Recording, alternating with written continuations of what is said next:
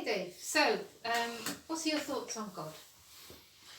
Well, Start for with the me, easy stuff. the parable of the prodigal son, which I think of as the parable of the running father, is absolutely central. It's Jesus' parable of what God is like. And in the parable, the father is a substantial landowner, so a man of dignity who would normally not be expected to be running. But his son, who has treated him terribly, run off with half the family's goods, money, squandered it all. And he's coming home degraded, dirty, filthy, deeply repentant, crawling home, and the father is on the alert for him, that's important, and comes running and sweeps him up in his arms in all his filth and degradation. And a Jewish landowner of that period would never ever have done that.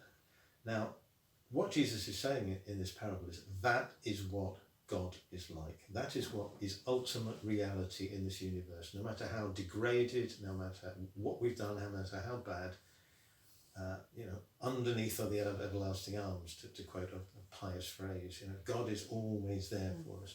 And I think that's really important theologically, but also for us individuals as human beings, it's very important emotionally. It gives us this tremendous feeling that the universe is a safe place when so many things tell us that it isn't. What does it tell us about the nature of God, do you think? Loving, forgiving, merciful, on the alert, giving us a surprising amount of freedom. The prodigal son asks for his inheritance, and God says, here you are, you can have it. Off you go, live your life, be free. Make your own mess. Yes. And he does. And he does, and we do. God has this thing about freedom. Yes, and there's no limit on that love and forgiveness. It's not conditional. Apparently not. The message of the parable is ultimately, we will not be let down by God. Sometimes that is quite hard to believe. Yes. Just like so many other people keep putting God in a box, a box made of words or an institution, an organisation, a culture. A building. And gradually have clawed my way or been kicked to a point where I'm much less likely to put God in a box, much more open to the fact that God can turn up anywhere, that many different cultures, different traditions have truths about God. And if you look at the gospel with those eyes, you find that Jesus himself is the supreme bridge builder. He didn't care whether you were Roman or from Tyre and Sidon or whether you were Greek. For him, God is there for all humanity. And where you try to put God in a box, then you create divisions between human beings, and that is not what you find in the Gospels. So my box is better than your box. Yeah, it's caused so much pain and grief in human history, so much bloodshed. It still is. It's still doing that. So now, there's one reason I'm in St. Bride's, really, the inclusive, very open approach to faith, the non-creedal approach. What matters really is being tuned into the life of God rather than believing a particular thing about him. Know them by their fruits, as Jesus said. No, because as soon as you start talking about God, it's kind of pictures of what God is, and my perception of what God is not something that's tangible or solid or human even.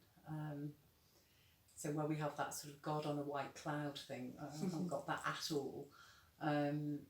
So for me that's more like an energy. So if you can imagine a moment when you have truly loved and felt loved by another. So you can't name it, but you can feel it. Do you know what I'm talking about? Yeah, I'm with you. So for me, that's what God is like. It's like that feeling that we have of love that we can't kind of pin down. We can't say where it comes from or where it goes to, but it just is. And we can feel that in relation to one another. I can say I love you, and I do. and I feel that sometimes really tangibly Strongly, in my heart. yes, yeah. But the love of God is almost sort of the universe full of that, really. And do we tap into that? Do we allow that in? I have felt at times in my life a bit like a bird with clipped wings. Yeah. But I have felt people do this, you know, help me to fly, give me the support so I could go off and fly. And for me, that's what God's about. And again, like you, it's not a solid thing. No. God is, you know, an energy somehow. Yeah. But this feeling of helping me to fly when I couldn't fly before, or felt I couldn't fly before.